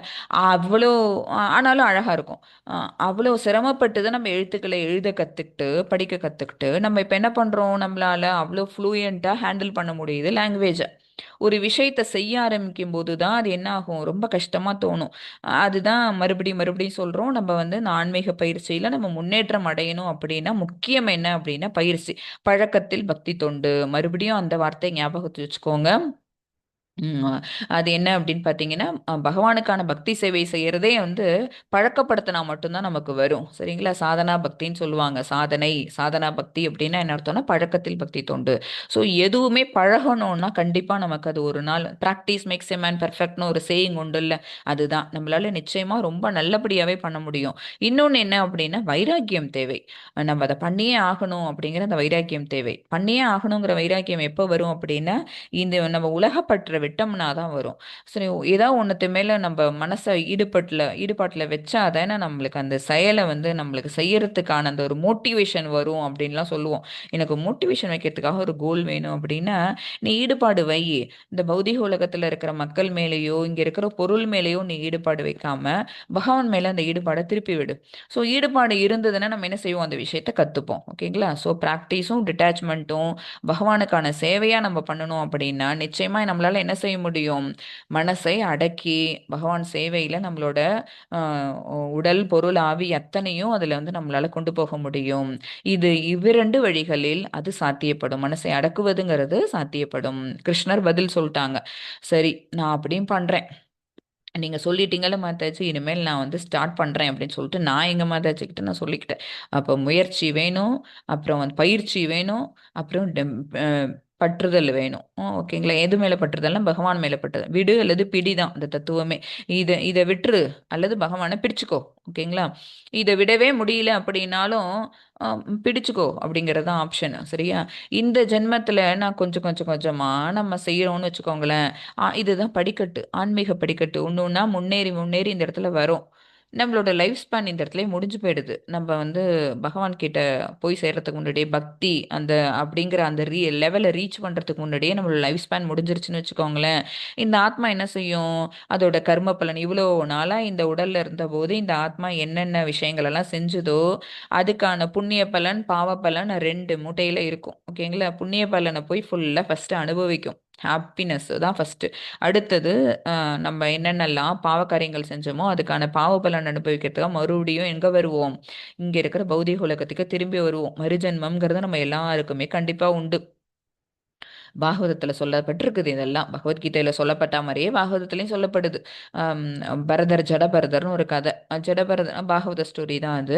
அவரும் என்ன செய்வாங்க அப்படின்னா இந்த ஜென்மத்தில் விட்டது அடுத்த ஜென்மம் அடுத்த ஜென்மம்னு ஜென்மம் ஜென்மமாக அவருடைய கதை தொடர்ந்து வந்துகிட்டு இருக்கும்.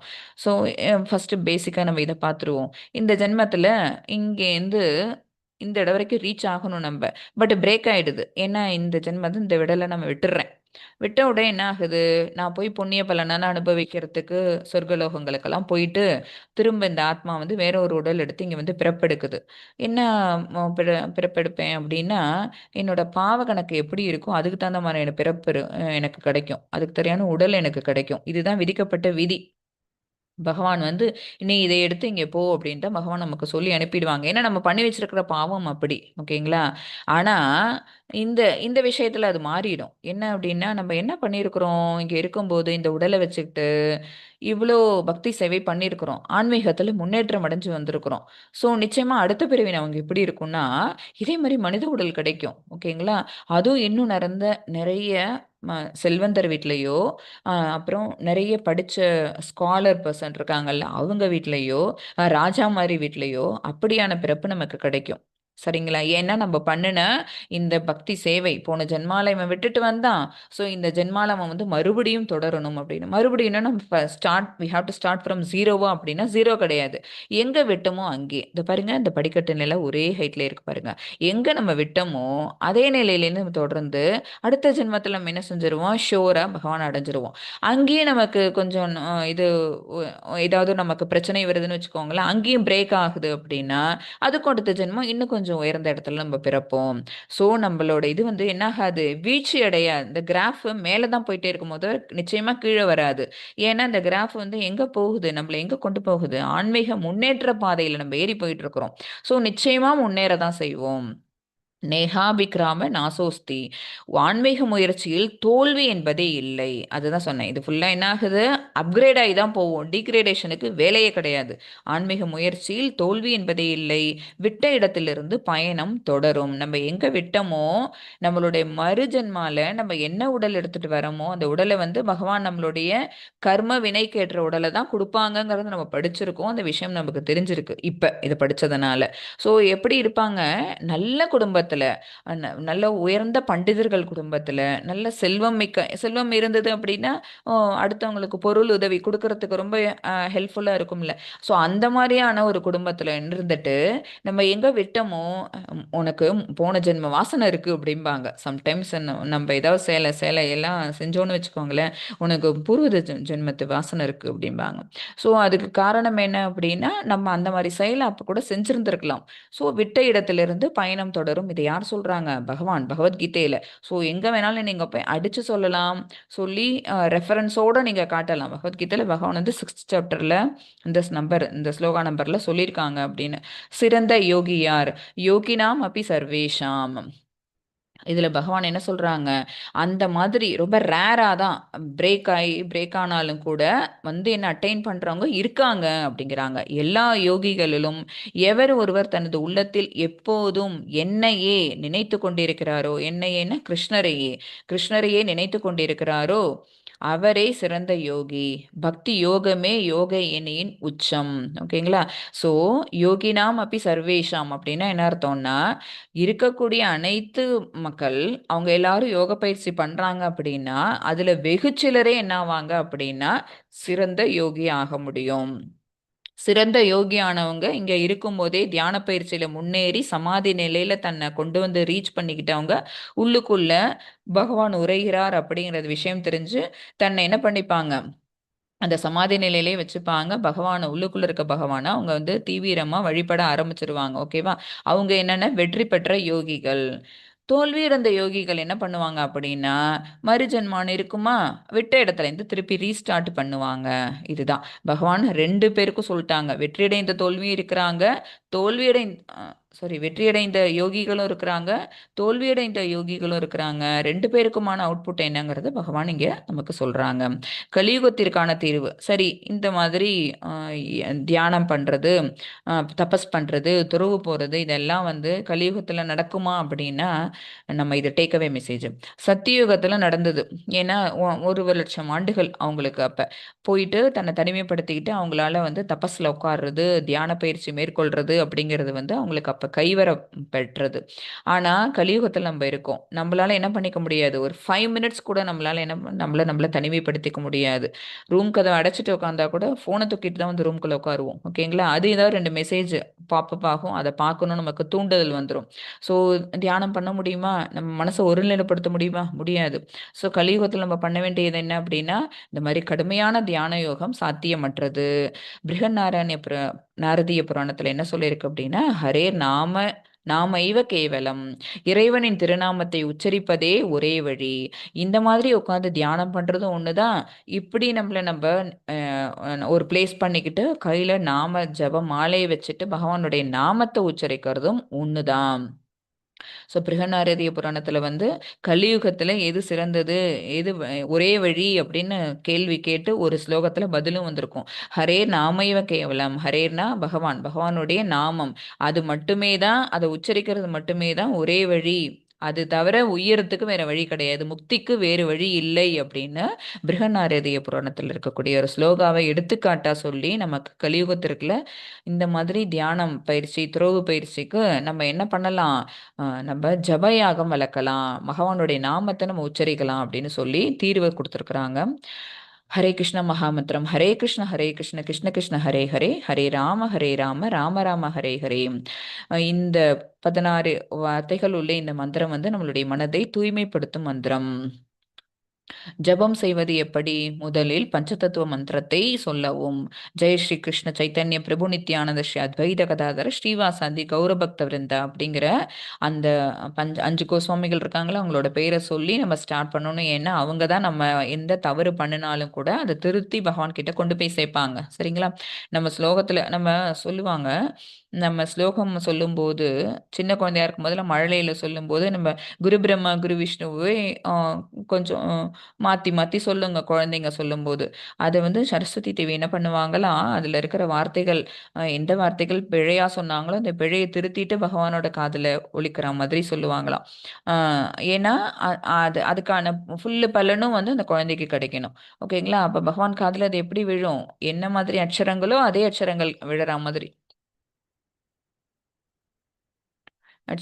அதே மாதிரி அக்ஷரங்கள் பகவானுடைய காதில் விழற மாதிரி என்ன பண்ணுவாங்க, இவங்க சரஸ்வதி தேவி அவங்க வந்து ஹெல்ப் பண்ணுவாங்களாம். ஸோ இங்கே வந்து நம்ம பண்ணக்கூடிய இந்த ஜபம் 108 பண்ணணும் அப்படின்னா ஒரு மாலை, அந்த ஒரு மாலையில் வந்து ஏதாவது தவறு நம்ம பண்ணணும் அப்படின்னா, அஃபென்சஸ் பண்ணக்கூடாது. அப்படி பண்ணணும் அப்படின்னா அதை வந்து சரி பண்ணி பகவான் கிட்ட கொண்டு போய் சேர்க்கறது வந்து அந்த இவங்க 5 கோஸ்வாமிகள். அப்புறம் ஹரே கிருஷ்ண மகாமந்திரத்தை நம்ம உச்சரிக்கணும். 3வது குரலை நீங்களே கேட்கும் வகையில் தெளிவாக உச்சரிக்கவும்.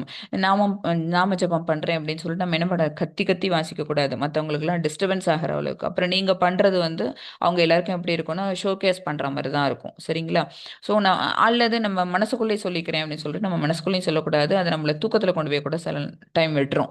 ஸோ அந்த நம்ம சொல்கிற குரலை நம்மளே காதால் கேட்குற அளவுக்கு, ஏன்னா நம்ம வாயால் சொல்கிறோம், காதால் கேட்குறோம் அப்படின்னா நம்மளோட மனசு புத்தி வந்து அதை தியானிக்க ஆரம்பிக்கும். பகவானோட இந்த உருவத்தை நம்மளோட நெற்றி புருவத்துக்கு நடுவில் கொண்டு வர வைக்கும். ஓகேங்களா? அதனால தான் அந்த மாதிரி தெளிவாக உச்சரிக்கணும். கடுமையான விதிமுறைகள் எதுவும் இல்லை. எங்கும் எப்போதும் சொல்லலாம். நம்ம வந்து இங்கே இருந்துட்டு சொல்லலாமா, இந்த இடத்துக்கு போனோம்னா சொல்லலாமா, ஆஃபீஸில் சொல்லலாமா, இந்த மாதிரிலாம் எத்தனையோ டவுட்ஸ் நமக்கு வரும். அப்படிலாம் எந்த விதமான ரூல்ஸ் அண்ட் ரெகுலேஷன்ஸும் கிடையாது. எங்கே வேணாலும் சொல்லலாம், எப்போ வேணாலும் நம்ம சொல்லலாம். காலையில் சொல்லலாமா, ராத்திரி சொல்லலாமா, எப்போ வேணாலும் சொல்லலாம். பட் எது ரொம்ப நல்ல டைம் அப்படின்னு பார்த்தீங்கன்னா காலையில் பிரம்ம முகூர்த்தம். ஓகேங்களா? நம்மளோட இஸ்கான்ல மங்களூரில் காலையில் 3 மணி ஜெபம் நடந்துட்டு இருக்குது. அதுக்கான லிங்க்கு கூட மாதாஜி போட்டிருப்பாங்க. ஸோ அந்த நேரம் நம்மள ஜூம் இணைப்பில் இணைச்சிக்கிட்டு நம்ம அவங்களோட சேர்ந்து கூட அந்த 16 மாலை அப்பயே முடிச்சிடுவாங்க. அதை 1.5 ஹவர்ஸில் முடிப்பாங்க. ஓகேங்களா? அந்த 3 to 4:30 அப்படி இல்லையா, காலையில் ஒரு 8 o'clock ஒரு 9க்குள்ள அல்லது மேக்ஸிமம் ஒரு 12க்குள்ள, அதுக்கு மேலே போக போக அதுக்கான ஒரு, ஏன்னா நம்மளோட மனசு வந்து ஃபுல் டேக்கு டயர்டாகி போயிடுவோம். ஸோ அது வந்து ஒரு கடமைக்காக செய்ய ஆரம்பிப்போம். அந்த அந்த நாமத்தோட சுவை வந்து நமக்கு மனசுக்கு புரியாது. ஓகேங்களா? ஏன்னா ஃபுல்லாக என்ன எக்ஸாஸ்ட் ஆகி போயிடுவோம். மற்ற டியூட்டி எல்லாம் பார்த்து பார்த்து அஃபிஷியல் டியூட்டியோ ஃபேமிலி டியூட்டியோ ஏதோ பார்த்து நம்ம என்ன செஞ்சுருவோம், ரொம்ப எக்ஸாஸ்ட் ஆகி போயிடுவோம். அப்போ அந்த நாம ருசிங்கிறது நம்மளால் அனுபவிக்க முடியாது. ஸோ நாமத்தை சொல்கிறதுக்கான நல்ல நேரம்ங்கிறது ஆஸ்பீஷியஸ் டைம் காலையில், டெய்லி மார்னிங் காலையில். அப்படி முடியாதவங்க எப்போது வேணாலும் சொல்லலாம். ஜபத்தின் நன்மைகள் என்ன அப்படின்னு பார்த்தீங்கன்னா, இதய கண்ணாடி தூய்மை அடைகிறது. சைத்தோதர்ப்பண மார்ஜனம். இது வந்து சைத்தன்ய மகாபிரபுவால சிக்ஷாஷ்டகம் அப்படிங்கிற ஒரு 8 ஸ்லோகம் தான் சைத்தன்ய மகாபிரபு எழுதினது. அதில் இருக்கக்கூடிய அது என்ன அவங்க சொல்லுவாங்க, என்ன சொல்லுவாங்க அப்படின்னா, என்னுடைய இதய கண்ணாடிவில் படிந்த தூசியை அது வந்து துடைக்குது, தூய்மைப்படுத்துது. ஒரு கதை சொன்னோம்ல, அந்த பகவத்கீதையை படிக்கிறதுனால என்ன பலன் அப்படின்னு. படிச்சு எனக்கு அந்த ஸ்லோகம் நிற்றுவாகல. ஆனா என்ன ஆகல, என்னுடைய இதயத்துல இருந்த அழுக்கு பூரா நீங்கிடுச்சு. எப்படி இந்த கரியா இருந்த அந்த கூடை வந்து இப்ப சுத்தமா பளிச்சுன்னு இருக்குதோ, அந்த மாதிரி என்னுடைய இதயம் வந்து பளிச்சுன்னு இருக்குன்னு சொல்லுவாங்கல்ல அந்த தாத்தா அந்த கதையில. அதே மாதிரி இதய கண்ணாடி தூய்மை அடைகிறது. மன அமைதி மற்றும் மகிழ்ச்சி. ஏன்னா எந்த எதிர்பார்ப்பும் இருக்காது. பகவானுக்கான சேவை தான் செய்றோம். அதனால மன அமைதி கிடைக்கும், மகிழ்ச்சி கிடைக்கும். இதுவே இதுக்கு பதிலா வேற ஏதாவது ஒண்ணு சொல்லு, உனக்கு அதுக்கு பதிலா இவ்வளோ ரூபாய் கிடைக்கும், இந்த மாதிரி ஒரு வேல்யூபிள் திங் உனக்கு கிடைக்கும் அப்படின்னா, கிடைக்குமா கிடைக்குமா கிடைக்குமா நம்ம என்ன பண்ணுவோம், அது மேல ஆர்வத்தை வளர்த்துக்கிட்டு நம்ம அந்த அந்த செயல்களை செஞ்சுட்டு இருப்போம். அப்ப என்ன ஆகும், அமைதி இருக்குமா, ஐயோ நம்மளை விட இன்னொருத்தவங்க கூட செஞ்சுட்டாங்கன்னா அவங்களுக்கு கிடைச்சிருமே, அப்ப அமைதி சுத்தமா போயிடும் அந்த இடத்துல. அ அ அப்ப மகிழ்ச்சி இருக்குமா? இன்னொருத்தவங்களுக்கு கிடைச்சிருச்சுன்னு வச்சுக்கோங்களேன். அப்ப ஐயோ! நானும் தான் இதே எஃபோர்ட் போட்டேன். நானும் தான் இவ்வளோ நாள் இத பண்ணிட்டு இருந்தேன். பாரு எனக்கு நான் அத பண்ணுனது எல்லாம் வேஸ்ட்டா போச்சு. சொல்லுவோமா? பட் இது பகவானுக்கான சேவை. அப்புறம் பகவானோட நாமத்த நம்ம உச்சரிக்கிறோம். அப்ப நம்மளுக்கு இது என்ன கொடுக்கும் அப்டின்னா, மன அமைதிய கொடுக்கும். மட்டற்ற மகிழ்ச்சிய கொடுக்கும். ஏன்னா நம்ப பகவான சாட்டிஸ்ஃபை பண்றோம். ஸோ பகவான் நம்மள மறுபடியும் நிச்சயமா சாட்டிஸ்ஃபை பண்ணுவாங்க. கர்ம வினைகளிலிருந்து விடுதலை. கர்ம வினைனா பாவ விளைவுகள். ஓகேங்களா? இத சொல்றதுனால நமக்கு பாவங்கள் எதுவுமே நம்மள அண்டாது. அப்புறம் இதுவரைக்கும் செஞ்ச பாவ செயல்கள் ஏதா இருந்தாலும் கூட அதுக்கான கர்ம விளையும் கரைக்க ஆரம்பிச்சு விடும். அதுவும் நம்ம படிச்சிருக்கோம். மாணவர்களுக்கு நினைவாற்றல் மற்றும் கவனம் அதிகரிக்கும். அந்த ஃபோக்கஸ் இருக்குல்ல, அது அவங்களுக்கு ஜாஸ்தியாகும். ஸோ நாம ஜெபம் பண்றதுனால உள்ள நன்மைகள் எல்லாத்தையும் இந்த இடத்துல லிஸ்ட் அவுட் பண்ணியிருக்கிறாங்க. இன்னைக்கான டேக் அவே மெசேஜ் என்ன அப்படின்னா, ஜெபம் பண்றதுனால நமக்கு என்னெல்லாம் நமக்கு பாசிட்டிவ் திங்ஸ் நமக்கு நடக்குது அப்படிங்கிறது தான். உலகளாவிய அங்கீகாரம், அறிவியல் பூர்வமான ஆன்மீகம். நெறைய பேர் இத ஒத்துட்ருக்காங்களா, அந்த நாம ஜெபம் பண்றது. இது வந்து என்ன எந்த அளவுக்கு வந்து மோட்டிவேட்டடா வைக்குது அப்படின்னு சொல்லிட்டு ஜார்ஜ் ஹாரிசன், தி பீட்டில்ஸ்ன்னு இசைக்குழு இருக்கு அவங்க, அப்புறம் ஆல்பர்ட் ஃபோர்ட் போன்ற உலக புகழ் பெற்றவர்களும் பின்பற்றும் பாதை என்ன அப்படின்னா, அந்த ஜெப யக்ஞ பாதை தான். இது நம்பிக்கை சார்ந்தது அல்ல, அனுபவம் சார்ந்தது. அப்ப இவங்கெல்லாம் கிறிஸ்டியானிட்டியில இருக்கிறவங்களாச்சு. இவங்கெல்லாம் எப்படி சனாதன தர்மத்த கொண்டு வந்தது அப்படின்னா, அந்த நம்பிக்கை தான் இருக்கணும்லாம் அவசியம் கிடையாது. அனுபவம் சார்ந்தது. நம்ம வந்து ஒரு விஷயத்த பழகுறோம் அப்படின்னா, அந்த விஷயத்த வந்து நம்ம என்ன பண்ணுவோம், அ நமக்கு பிராக்டிஸ் பண்ண பண்ண பண்ண அது வந்து நமக்கு இப்ப இங்கிலீஷ் பேசுறோம்.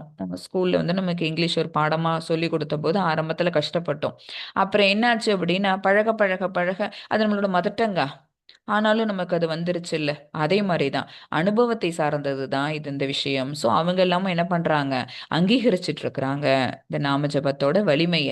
ஸோ இன்றே தொடங்குங்கள், தினமும் ஒரு முறையாவது. ஒரு முறை அப்படின்னா ஒரு மாலை 108 முறைன்னு அர்த்தம். மந்திரத்தை உச்சரிக்கவும் யோக இணையில் உங்கள் பயணத்தை இன்றே தொடங்குங்கள். இந்த முயற்சியில் இழப்பு எதுவும் இல்லை. இதனால நீங்க எந்த விதமான லாஸ் உங்களுக்கு வரப்போறது இல்லை. நிச்சயமா கெயின் பகவான் கொடுப்பாங்க. பச்சதத்துவ மகாமந்திரம் ஜெய் ஸ்ரீ கிருஷ்ண சைத்தன்ய பிரபு நித்யானந்த ஸ்ரீ அத்வைத கதாதர ஸ்ரீவாசாதி கௌர பக்த விருந்தாம். ஹரே கிருஷ்ணா கிருஷ்ணா கிருஷ்ணா ஹரே ஹரே ஹரே ராமா ராமா ராமா ஹரே ஹரே. வாஞ்சகல்பதருபஷ்ய கிருபா சிந்துபியேவ ச பதிதானாம் பாவினேபியோ வைஷ்ணவேபியோ நமோ நமः. ஜெய். எல்லாருமே அன்மியூட் பண்ணி சொல்லுங்க. அனந்த கோட்டி வைஷ்ணவ விருந்திக்கு ஜெய். ஜெய் அனந்த கோட்டி பக்த விருந்திக்கு ஜெய். ஜெய் ஸ்ரீல பிரபுபாதிக்கு जय ஜெய். ஜெய் नामाचार्य हरिदास ठाकुर की जय जय. ஜெய் हरे कृष्ण महामंत्र की जय ஜெய் श्री चैतन्य महाप्रभु की जय ஜெய் भगवत गीता और भागवत ग्रंथों की जय जय. ஜெய் श्री श्री राधा गोविंद की जय जय. ஜெய் अयोध्या श्री राम लल्ला की जय. जय ஜெய் गौर प्रेमानंदे हरि हरि बोल. ஹரி ஹரி போல். हरे कृष्णा सर्वं श्री कृष्णार्पणमस्तु.